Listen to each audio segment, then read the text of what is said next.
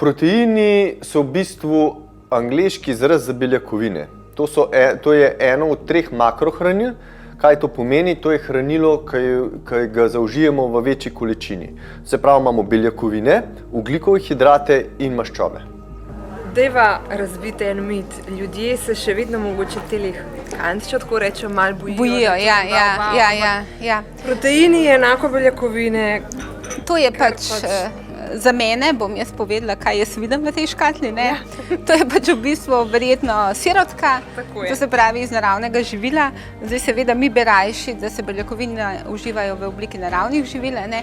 Ampak kadar ni drugega časa, kadar ni druge prilike, je pa to dejansko odličen nadomestek naravnega živila. A ne? Še posebej pride to upoštev seveda pri tistih, ki so bolj ogroženi in ki na drug način sploh ne moremo beljakovin vanj spraviti, tle smo spet pri starostnikih, pri bolnikih in seveda potem v končni fazi pri vrhunskih športnikih. Dr. Rotovnikova, ki je vodja enote za klinično prehrano na Onkološkem inštitutu in rekreativna športnica, je prepričana, da je hrana lahko tudi zdravilo in zato naj tako zdravi kot bolni ljudje ne zanemarjajo zadostnega vnosa količin beljakovin v svoje telo.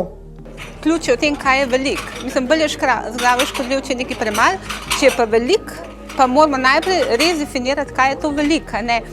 Mi vemo, da so bila, ne vem, Dahova priporočila, ki smo jih leta uporabljali, pa zdaj jih že skoraj zlorabljamo, 0,8 grama na kilo telesne mase. In če imaš to v glavu, potem je 1,5 grama res velik. Ampak v resnici je to toliko, kar rabiš, če ne razpadaš. Tako kot ne smemo zanemarjati vnosa beljakovin, je enako z ogljikovimi hidrati in maščobami. V naše telo moramo vnašati vsa makrohranila.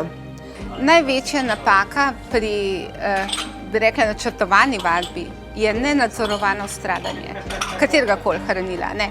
Saj to se ne pokaže od danes na jutri, ampak to se kaže potem postopno in na koncu imamo neučinka vadbe, v vodi se kopiči voda, hranila ne gredo v tisto smer, ki bi mogli iti. Mi moramo imeti energijo za to, da lahko vsi procesi laufajo. To je osnovna biološka zahteva organizma.